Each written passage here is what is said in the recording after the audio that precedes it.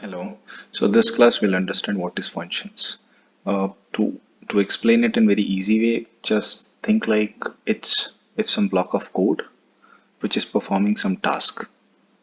So that can be in a simple way if you have to think about a function, right? So let's say it is in simple way. It when you're using a function inside it, there is a lot of code written or there is a set of instructions written which it will perform. In simple word, that can be a function. Okay, we'll see more in detail with examples like we do, right?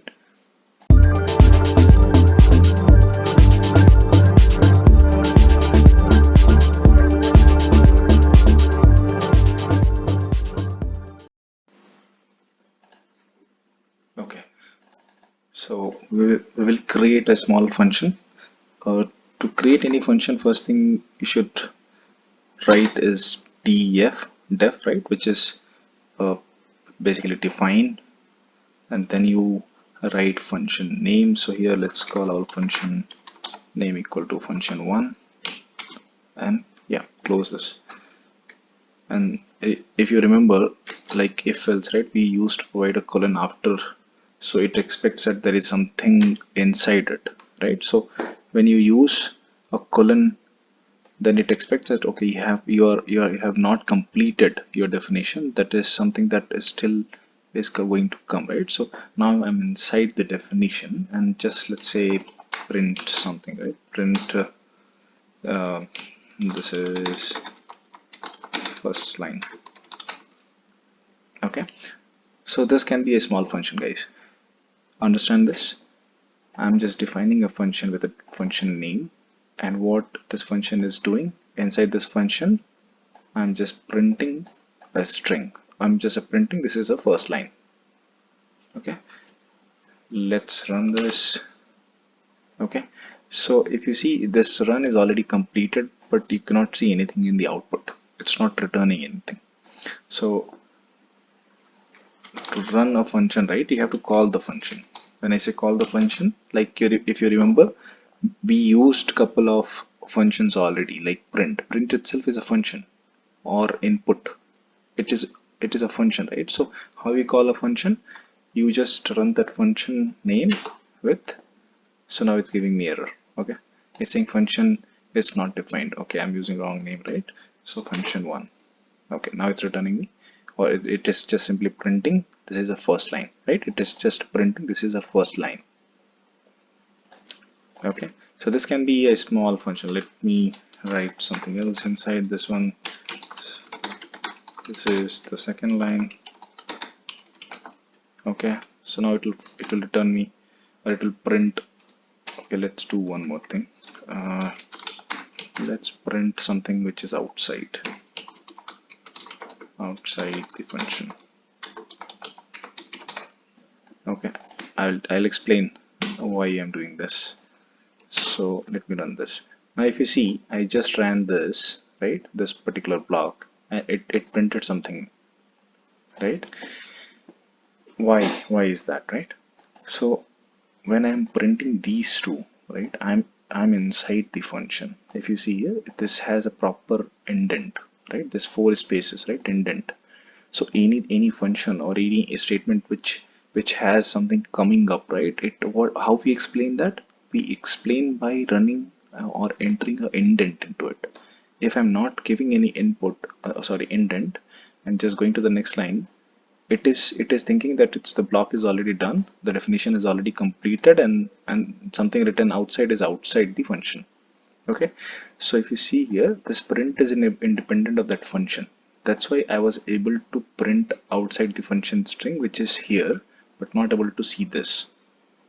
Okay, if I run this now, this will print whatever I have inside the function. This is the first line, this is second line, which is here.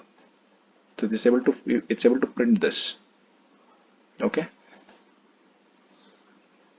okay, let's write something related to the arithmetic operation that we saw in the very first basic class, right? So let's define something. Yeah, define add. Okay,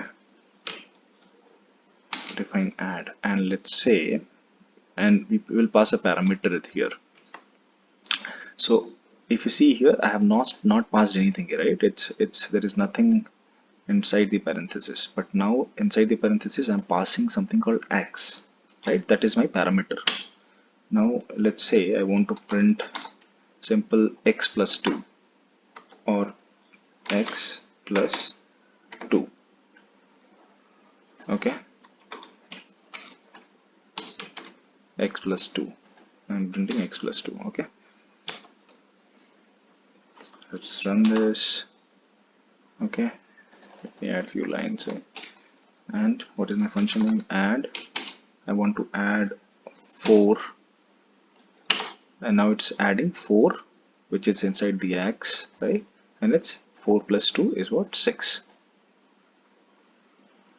Okay, easy. Let's write another function quickly. This is a multiply. I'm passing another different parameter. Let's say this time call it a. Okay, colon print a into 3. Let's run this, then run multi, and inside it let's pass 2 this time. And if you see 2 plus 3, sorry, 2 into 3 is 6. It's returning, or it's giving me, it's printing. So understand this, guys. When I say return, it's actually not returning. Return is something else. So if you want to store this into a variable, let's try that, right? So let me, so var1 equal to this, and then print var1. So if you see here, it is printing is 6, but if you see here, I am getting something called none here.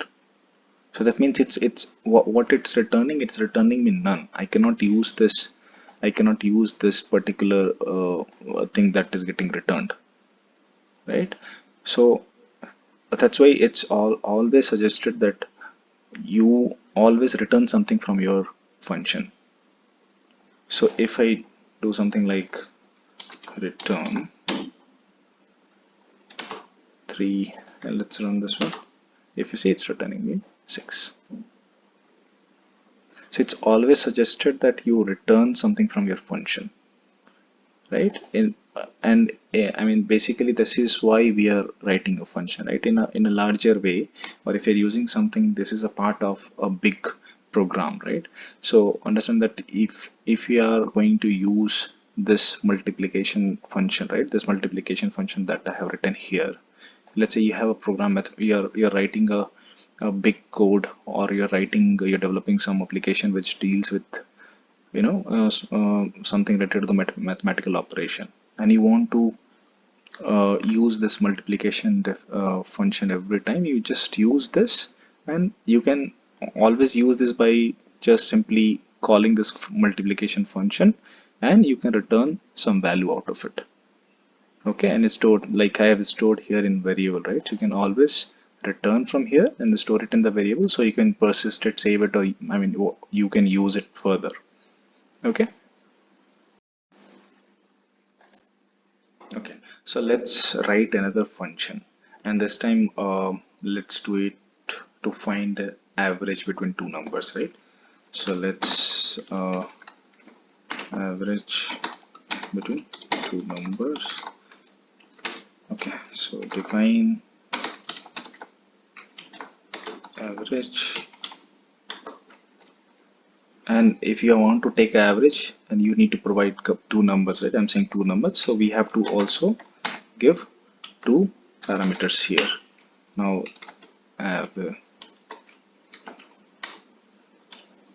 sorry, average value equal to a plus v divided by 2. Very simple maths, guys, right? You take two number, add two numbers, and then divide by 2, right? This is what average is, right? And then you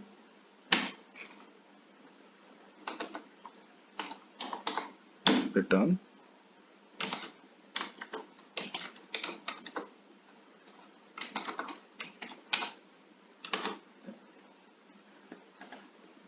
Okay, let me call this function average. Let's take average of 4, 6. So it's returning 5. Okay, so understand this.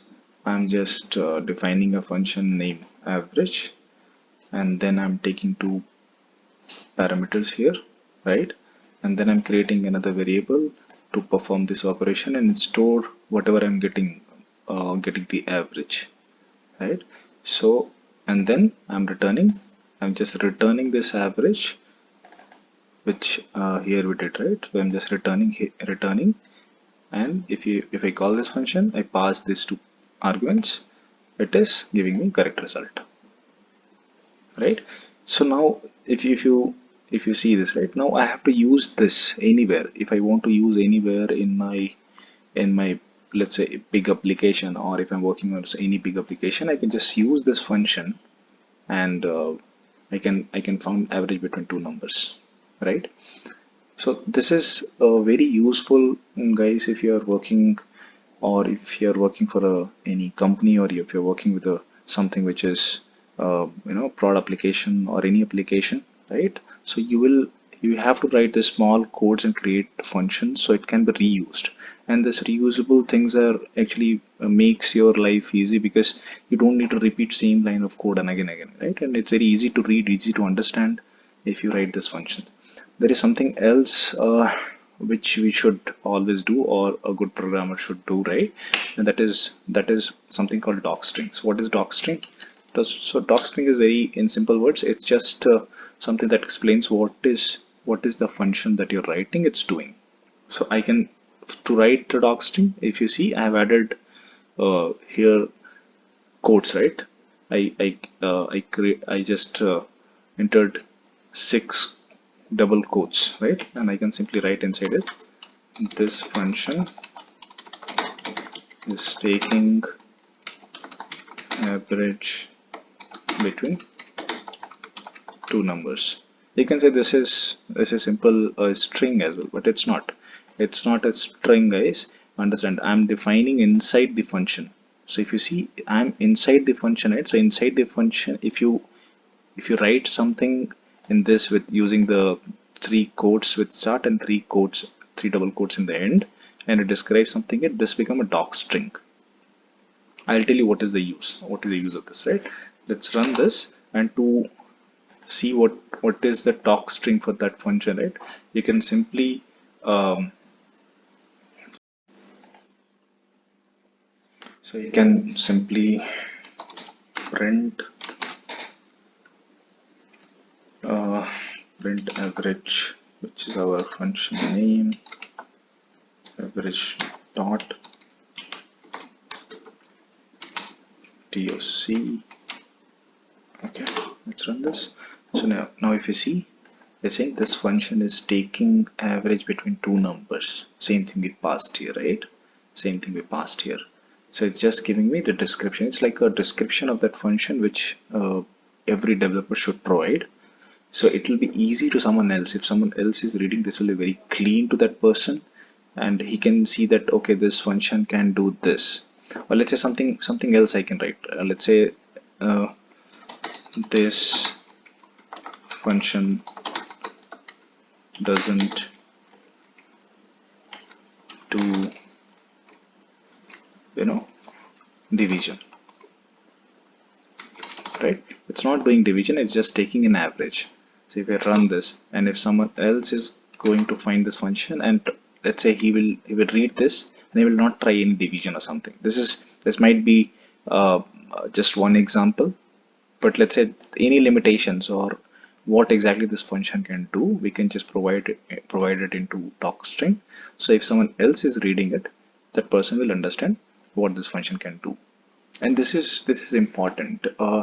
You might ask, we have this function, right? I can just go simply inside the function and I can read this. Why we need to check this, and why we want to see this? So understand this, guys.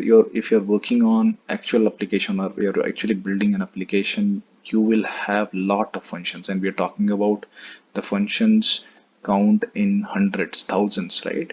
And if you And if you want to know what that function is doing, the stock strings will be very useful. A good programmer should always do the stock strings. Any Python program, right? He should always do that, or she should always. So this is additional thing that I wanted to mention along with the function. This is important, guys. Okay. So that's all for this class. We'll meet in the next one. Thank you.